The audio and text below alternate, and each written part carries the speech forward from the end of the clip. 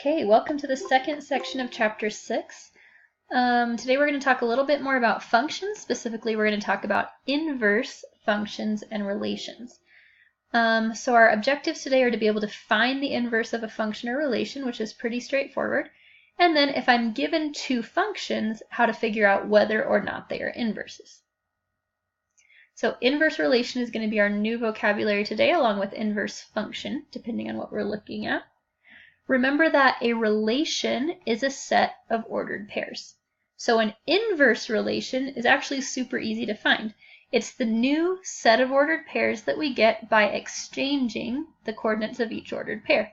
So basically, if I have the ordered pair 4, 10, that's my original function or relation ordered pair, my inverse is 10, 4. So the y values, or the range, becomes the domain, and the domain becomes the range. So this would be the ordered pair of my inverse. So two relations are inverse relations if and only if, whenever one relation contains the point AB, so if that is a point in one relation, the inverse relation has to contain the point BA, the flipped ordered pair. So x and y are just switched places. So in this case, A and B are inverse relations. A has the point 15, B has the point 51. A has the point 26, B has the point 62, and so on. So it's pretty straightforward. So here we have a relation that only has four ordered pairs, 1, 3, 6, 3, 6, 0, and 1, 0. And those are the vertices of a rectangle. So we are going to find the inverse, we're going to graph it, and we're going to look at the relationship between the graph of the original relation and the graph of the inverse relation. So the inverse is really easy to find. So I just switched my ordered pairs. My original ordered pair was 1, 3, so the inverse is 3, 1. Instead of 6, 3, my inverse has 3, 6. Instead of 6, 0, it has 0, 6. And instead of 1, 0, 0, 1. So that's my inverse relation. Now let's look at what the graph looks like. Notice that I have my blue rectangle and my green rectangle. One is the original relation, and the green one is the inverse relation, right? So this would be like my original 1f, and this would be like f inverse. Notice that anytime I have an inverse relation or an inverse function, it's always a reflection over the line y equals x. Y equals x is the line through 0, 0 with a slope of 1. So for example, this point here was reflected over the line y equals x, and this is its image on the other side, right? So the inverse is always a reflection over the line y equals x. Okay, you guys try this one. All right, hopefully that was pretty quick. The inverse is just all of the ordered pairs switched. So the domain of my original relation, which was -3, -1, 2, 1, and -2, that domain is now the range of my new relation. And the range of my original relation, which was 4, 5, 3, 1, and 1, the range is now the domain of my inverse relation. Okay, so domain and range switch places. Okay, I've written a little bit of this notation already, but this is the notation that we use. Just like with a relation, the ordered pairs of my inverse function are related, so we can use function notation. So if my original function is f of x, we denote my inverse function with this little, it looks like an exponent of -1, but we read it as f inverse of x, like it says here, f inverse of x. This -1 is not an exponent, it means the inverse of. So this is a property of inverses. If f and f inverse are inverse functions, then f of a equals b if and only if f inverse of b equals a. So let's look at what this means. Here's my original function, f of x equals x minus 4. Its inverse is x plus 4. In this case, it's not always that simple, but in this case, that's what the inverse is. So if I plug in f of 6, if I plug 6 into f, I get 6 minus 4, which is 2, right? So now if I take 2 and I plug it into the inverse, I should get back to 6. So let's plug 2 into the inverse. The inverse is x plus 4, so when I plug in 2, I get 2 plus 4, which is 6. So that works. If I plug 6 again into the original, I'd get 2. If I plug 2 into the inverse, it takes me back to 6. That relationship is always true in inverse functions.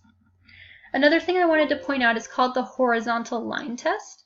So you guys remember the vertical line test, right? For example, if I have a parabola, I know that it is a function because anywhere that I draw a vertical line, it's only going to cross the graph at one point.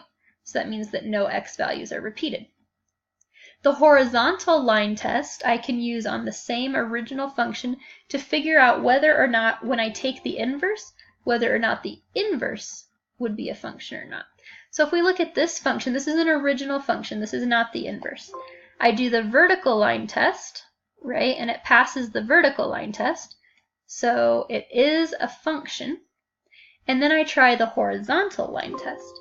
The horizontal line test, so here, a horizontal line, no matter where I draw it, will only pass through one point. So that means the inverse, if I were to take this graph and flip it over the line y equals x, would also be a function. Because the horizontal line test tells me that no y values repeat. And my inverse, my y values, become my x's. So if none of my x's or my y's repeat, that's called a one-to-one function. A one-to-one function. And a one-to-one function, the original is a function and the inverse is also a function. If we look at this function here, this passes the vertical line test, but it does not pass the horizontal line test. So if I were to flip this over the line y equals x, it would no longer be a function. So its inverse is not a function. All right, so here we're going to talk about, okay, if I give you an equation that is a function, how can I figure out what its inverse would be in equation form? So what we do, step one is instead of writing f of x, we write y, just to make it a little bit easier to work with. So we just replace the f of x with y. Sorry, I didn't mean to cross that out when I drew it. Just to make it a little bit easier for what we're about to do. Then, remember the definition of inverse is that we flip the domain and the range, so we switch x and y. So I'm going to flip x and y. I'm going to replace x with y and y with x, so it will look like this. And after I do that, step 3 is to solve for y again. So here is, after I flipped x and y, I subtract 1 from both sides, multiply, here they multiplied each side by -2 first actually. So I multiplied this by -2 and I multiplied this side by -2. And I get -2x equals y minus 2. Then I add 2 to both sides. And then instead of y, I replace it again with my function notation because this is my inverse and I want to use notation to show that it's the inverse. So f inverse of x is -2x plus 2. So my original function was -1/2 x plus 1. Its inverse is -2x plus 2. If I were to graph both of those on the coordinate plane like this, here's my original function, -1/2 x plus 1. Here's my inverse, -2x plus 2. You can see that they are indeed reflected over the line y equals x. Okay, you guys try this one. Find the inverse of this function. All right, your inverse here should have been c. And here's what the graph should have looked like. And there's the work to show how we got to the inverse function. Okay, here's one more thing that's true about inverse functions. Remember that our second objective today is to figure out if I'm given two functions, how do I know whether or not they're inverses? And the way to do that is to use composition of functions. So two functions, f and g, are inverse functions if and only if both of their compositions are the identity function. Remember, the identity function is f of x equals x, right? The identity function is x.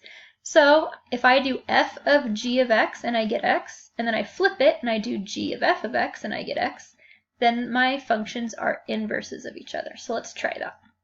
So here I have two functions. F of x is 3/4 x minus 6. And g of x is 4/3 x plus 8. We're going to figure out whether or not they are inverse functions. So we're going to take the compositions. I'm going to start with f of g of x. So remember, that means I plug g of x into f. So I'm going to take 4/3 x plus 8, and it's going to replace the x in f of x. So I have 3/4 instead of x. I have 4/3 x plus 8 minus 6. I distribute, and I end up with x. So it works that way. Now I have to try g of f of x, right? So for g of f of x, I'm taking f of x and I'm plugging it in to g. So I'm going to take 3/4 x minus 6 and plug it into the x in my other function. When I do that, I have 4/3, and instead of x, I have 3/4 x minus 6 plus 8. Distribute the 4/3. And again, when I simplify, I get the identity function, x. Since it works both ways and you have to show both, these two functions I can say are inverses. I've verified that they are inverse functions. Okay, you guys try it with this one. All right, you should have gotten the work that these are both inverses. And there's the work to show how I got to both of f of g of x and g of f of x, giving me the identity function. All right, that's the end of this section. I will see you in class on Monday to practice.